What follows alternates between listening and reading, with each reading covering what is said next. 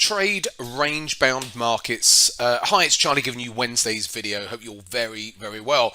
I've been requested to do this video for a while.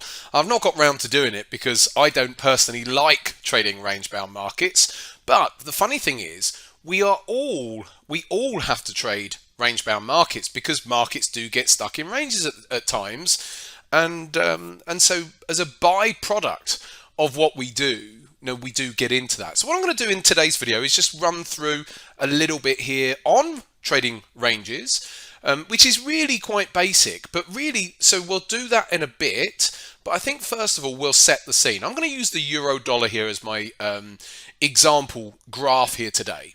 Now, we've got a perfect range bound euro dollar right now.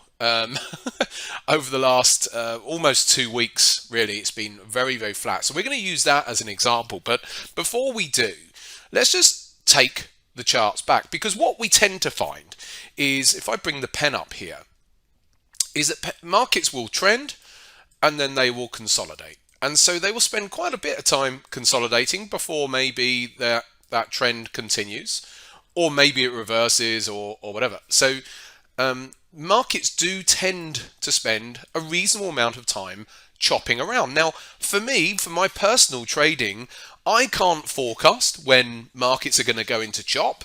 We know when markets are heading towards resistance or support zones, or for some of you who like to use different language, supply or demand areas, same thing. So we can certainly look at that, but it doesn't guarantee that markets are going to chop at that zone. So let's just have a look at the euro dollar is a great example here. If I just zoom it out a little bit so we can see a bit more data here on the daily chart. The euro over 2022 has had quite a decent trend. So if I take that out to a weekly chart, it really puts it into perspective if you look at 2022 and just the trend that it's had. Now, that's fine in hindsight, and looking at that trend and identifying that, and of course quite an upside run counter trend move that we've had since the lows of the end of September.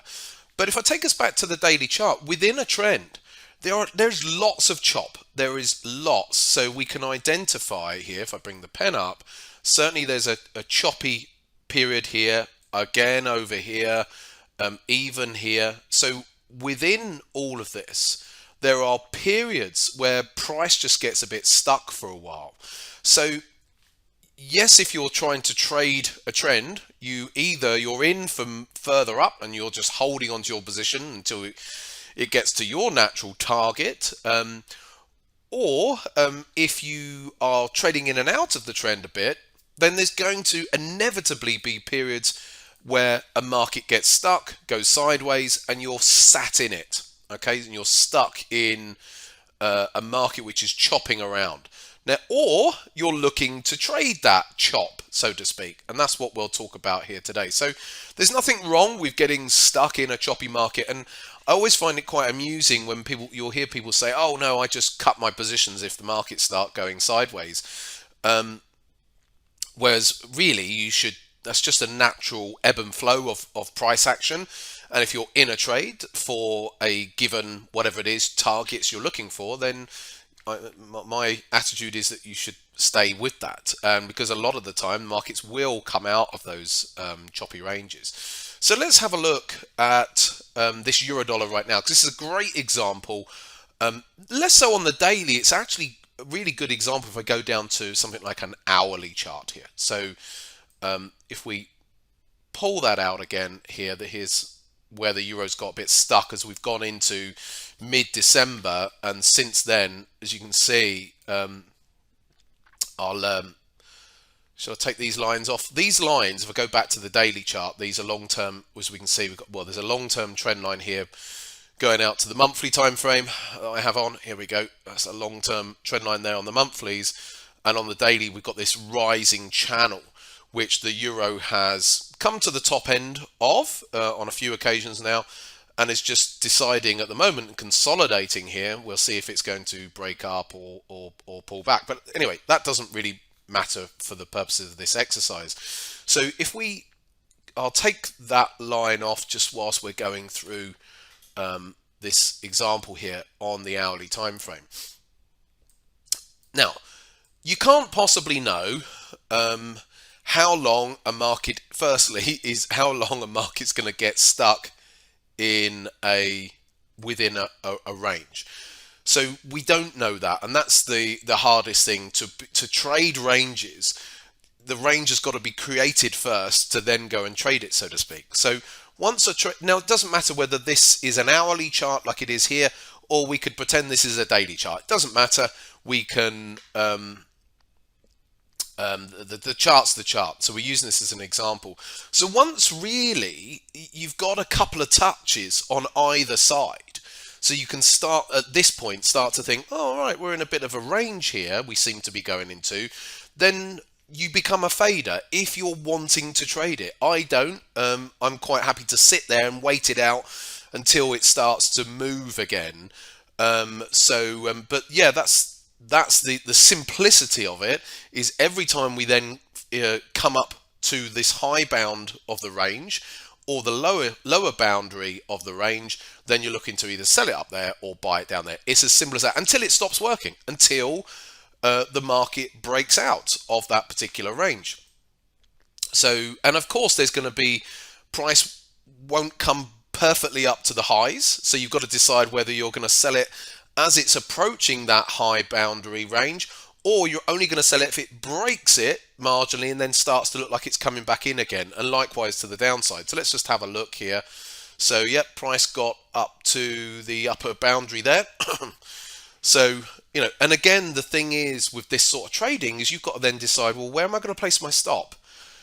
Relative to if you're only trading the range, well, and you put a stop right up, I don't know, up here to where you've gone in here, are you going to get a good enough risk to reward ratio out of that trade, out of that range as well? So I think most range bound trading, it's more difficult to get a better risk to reward out of it because of the nature is the market is stuck within a range and you're only trying to take so many points out of it. So you're going to still want to be looking for a minimum of 1-to-1, but you're hardly going to be getting a 1-to-5 risk to reward ratio a lot of the time, unless when it's up here you go down to a smaller time frame and you can identify a reversal pattern which you can get away with maybe a cheeky stop loss. But if you're going to get away with a tight cheeky stop loss, you're probably going to want to downsize your position. So because you are at the mercy of the intraday chop as well, and you could very easily get stopped out. So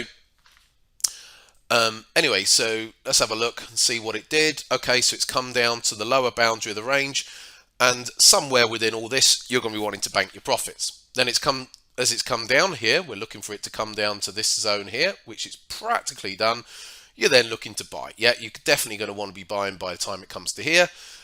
And again, by the time, if you wait for a reversal candle or something like that, or a reversal bar, by the time that's happened, you're already getting in quite late, again, from a risk to reward perspective. So you're really wanting to buy it as it breaks the lows, really, which for me, it's not how I trade. So, but there'll be plenty of, faders out there who will say, right, okay, we've come down to the low end of the range. I'm just going to buy it down here. I'm going to put a given stop, maybe use an ATR or something like that. And I'll put a given stop below. And if it stops me out and it starts to trend to the downside, so be it, it's over. Or otherwise, I might be able to trade that to the long side. So let's have a look. Yeah, it's come back within the range, even chopping there. There we go. Okay, so at some point, it's got to the upper side of the range again. Then you're looking to sell it, and you'd think, oh, Charlie, this is brilliant, and yeah, it's come up to the upper end of the range, right? Selling it up here, given stop loss, and see if it works its way to the lower part of the range again. It's just it comes down to style, and it comes down to what you're comfortable with as a trader.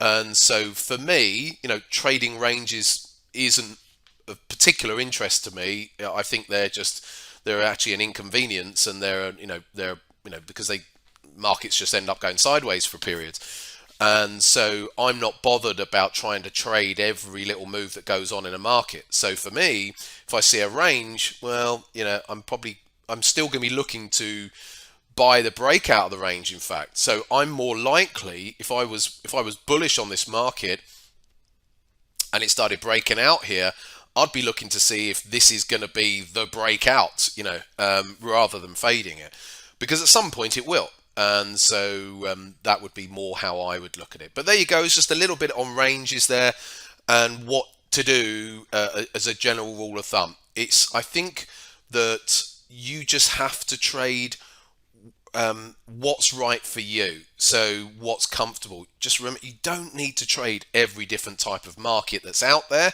You can recognize a market such as a trading range like this and say, well, maybe I'm not going to be trading that market for a while until it breaks out of that range.